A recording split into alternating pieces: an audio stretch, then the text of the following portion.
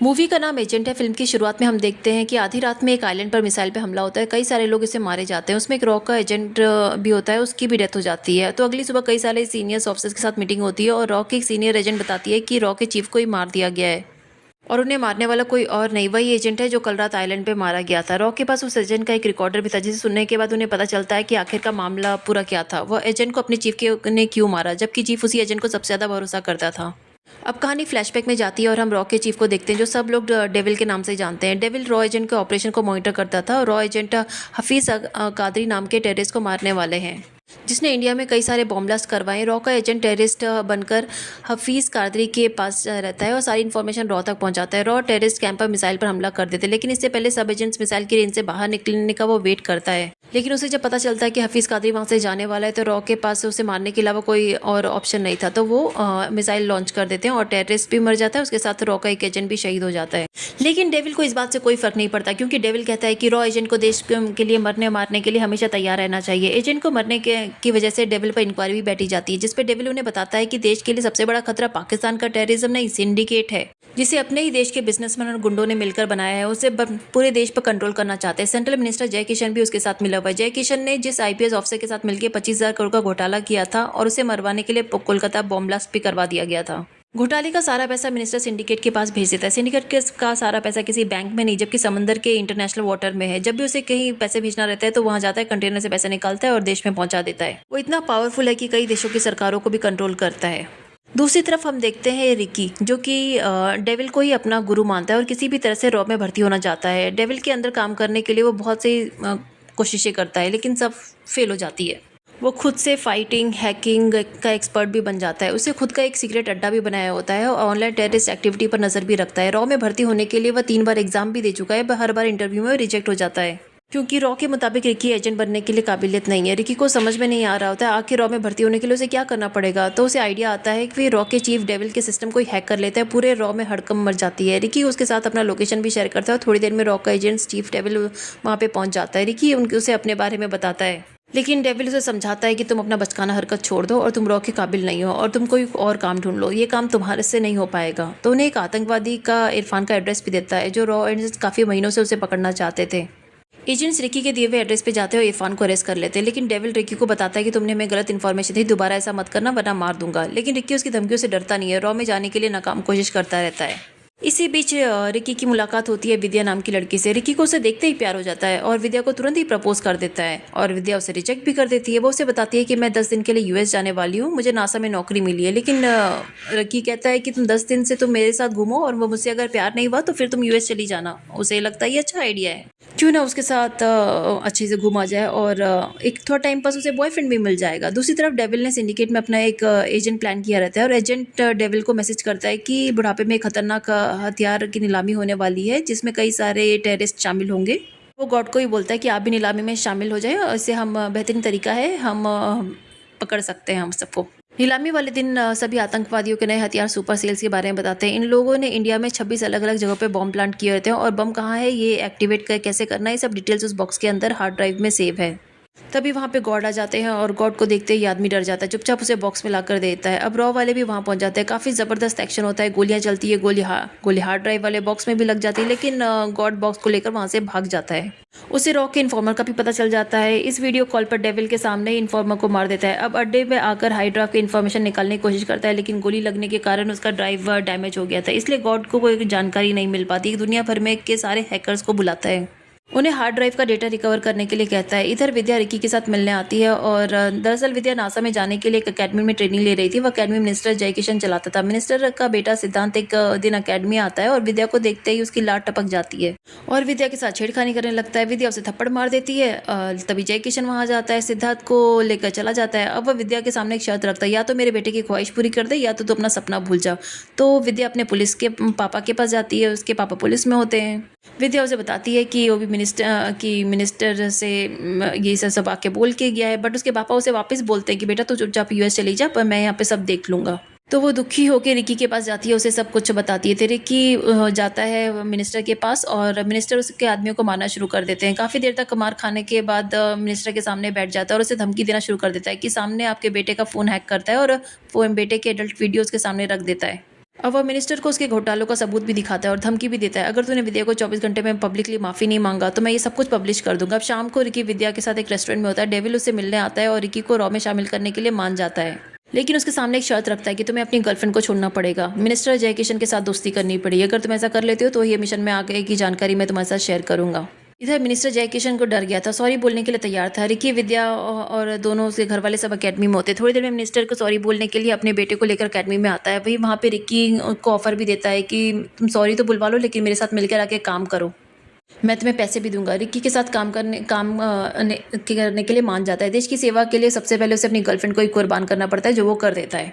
अब इस फैसले से विद्या ही नहीं, रिकी के माँ बाप भी उसे काफ़ी नाराज़ हो जाते हैं, लेकिन रिकी देश के लिए सब कुछ भुलाकर रॉ के हेडक्वार्टर जाता है। उसके बाद डेविल उसे गॉड के बारे में सब इन्फॉर्मेशन देते हैं और उसे बताते हैं गॉड कोई और नहीं, रॉ का ही एक पुराना एजेंट धर्मा है। उसे डेविल ने ही ट्रेन किया था, वह एक अनाथ था। डेविल ने ही उसे पाल पोस के बड़ा किया था और उसे बढ़िया एजेंट बेस्ट बना दिया था।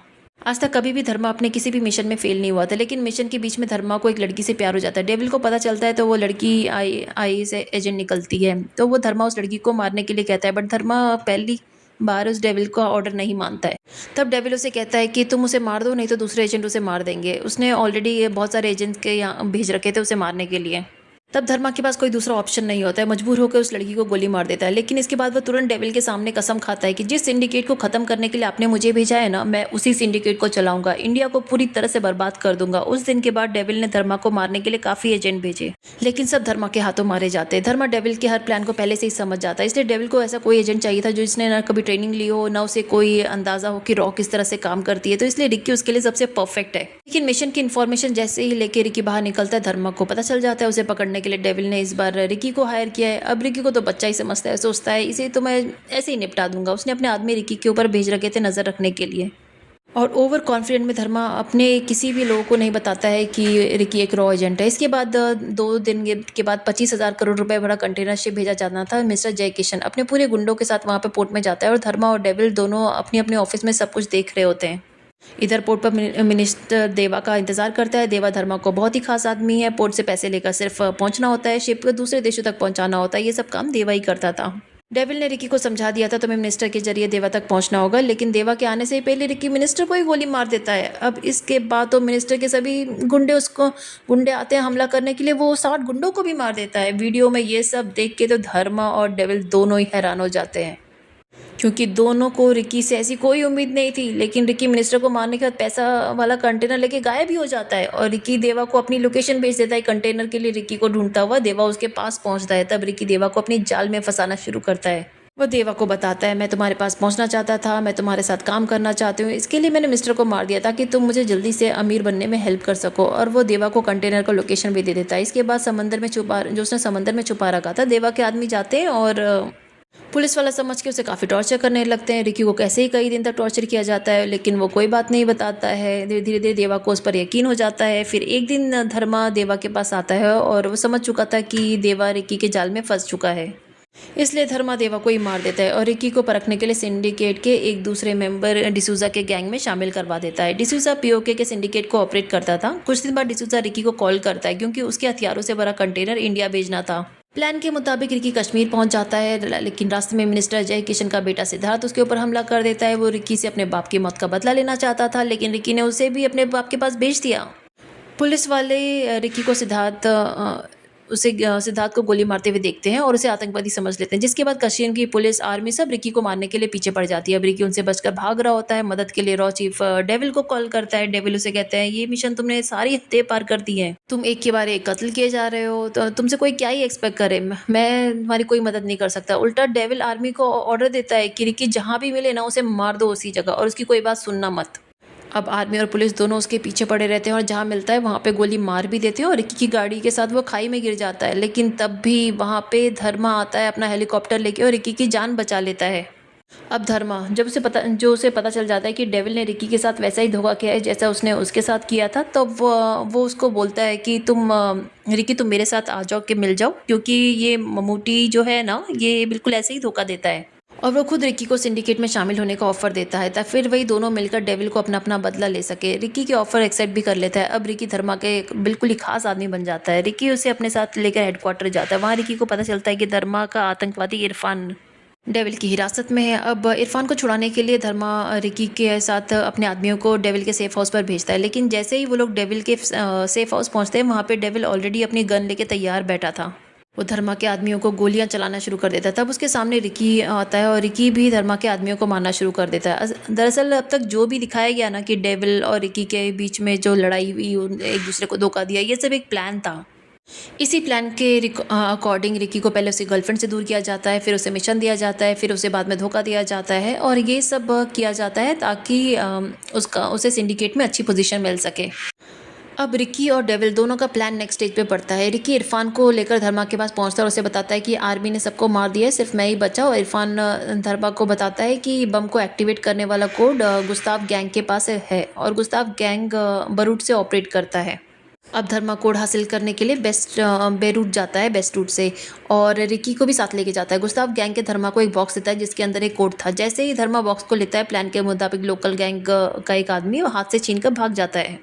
अब धर्मा और रिकी दोनों ही उसका पीछा करते हैं और एक बार फिर बहुत लंबा एक्शन सीन होता है और ड्राइव रिकी के हाथ में आ जाती है। रिकी ड्राइव को डेटा कॉपी करके डेविल के पास भेज देता है, लेकिन धर्मा उसे ऐसा करते हुए देख लेता है और वो समझ जाता है रिकी उसके साथ धोखा कर रहा है। वो अब अभी भी रॉ एजेंट है और डेविल के लिए ही काम कर रहा है। तब वो उसे पूछता है आखिर तुमने ऐसा किया क्यों। तो रिकी उसे सुनाता है कि मेरे बचपन की एक कहानी मैं तुम्हें बताता हूँ। दरअसल बचपन में रिकी सुबह सुबह अपने स्कूल बस में बैठने जा रहा था, तभी उसकी आंखों के सामने ही पूरी बस का बॉम्ब ब्लास्ट में उड़ जाती है। उसके टीचर, स्कूल के दोस्त सब उसके सामने मर जाते हैं। तब रिकी रो रहा था। तब डेविल उसके पास आता है और डेविल उस वक्त आर्मी में था। डेविल उस मासूम रिकी को सहारा देता है, उसे समझाता है कि तुम समझते हो कि दुनिया स्वर्ग से भरी पड़ी नहीं, ये नर्क के राक्षसों से भरी हुई है। दुनिया को स्वर्ग बनाने के लिए उन राक्षसों को नर्क में भेजना जरूरी है। उसी दिन से रिकी ने डेविल को अपना गुरु मान लिया था और यही वजह है कि रिकी कभी भी किसी तरह से रॉ के लिए काम करना पड़ता, देश के लिए, दुश्मन के लिए काम करने के लिए रिकी को हमेशा दूर ही रखा गया। इस तरह वो दूर दूर रह के भी सिंडिकेट से बदला लेने के लिए कुछ ना कुछ करता ही रहता था। अब वो दोनों एक दूसरे के ऊपर गन तान देते हैं, लेकिन दोनों के गन में गोलियां नहीं थी। धर्मा ड्राइविंग सीट पर था और स्पीड में गाड़ी बढ़ाता है और सामने गड्ढे में जाके गिरा देता है। रिकी का पैर गाड़ी के अंदर फंस जाता है। धर्मा कोड लेके वहां से भाग जाता है। अब रॉ वाले धर्मा को ट्रैक करने की कोशिश करते हैं, लेकिन कोई नामो निशान पता नहीं चलता है। अब रॉ हेडक्वार्टर के सामने धर्मा अचानक से प्रकट हो जाता है और डेविल से मिलना चाहता है। डेविल भी उसे अपने ऑफिस बुला लेता है और इसके बाद धर्मा डेविल को अपने मिशन रैबिट के बारे में बताता है। वो कहता है कि देश के 26 अलग अलग जगहों पे बॉम्ब रखे हुए हैं जिनके अंदर खतरनाक वायरस भी है, और उसे एक्टिवेट करने वाला डिवाइस कहाँ है सिर्फ मैं जानता हूँ, और मैंने इस देश के दुश्मनों से ऑलरेडी एक डील साइन कर लिया। अगर मैं यहाँ से जितना नहीं लौटा तो सबको लोकेशन पता चल जाएगा, और उस तबाही को रोकने के लिए सिर्फ एक ही रास्ता है कि जैसे तुम मुझे रॉ एजेंट को खुद का देश के लिए कुर्बानी देते हो, वैसे ही तुम भी रिकी को गोली से मारना। जैसे हमेशा वो बोलता था ना डेविल कि देश के लिए एजेंट्स को तो कुर्बान होना ही पड़ता है, तो वैसा ही डील इसने रखा था कि धर्मा बोलता है कि तुम तो बोलते हो हमेशा कि सबको कुर्बान हो जाना चाहिए, तो अब रिकी तुम पे गोली चलाएगा और तुम उसकी गोली से चुपचाप मर जाना बिना कुछ किए। अभी रिकी डिवाइस लेकर लोकेशन पे पहुंचता है। रिकी भी हेडक्वार्टर आता है और डेविल उसे धर्मा की कंडीशन भी बताता है और खुद कुर्बान होने के लिए तैयार हो जाता है। रिकी भी मजबूर होता है, डेविल पर गोली चला देता है क्योंकि देश को बचाने के लिए उसके पास सिर्फ यही एक रास्ता बचा होता है। अब धर्मा को देखते हैं जो एक आइलैंड पे होता है।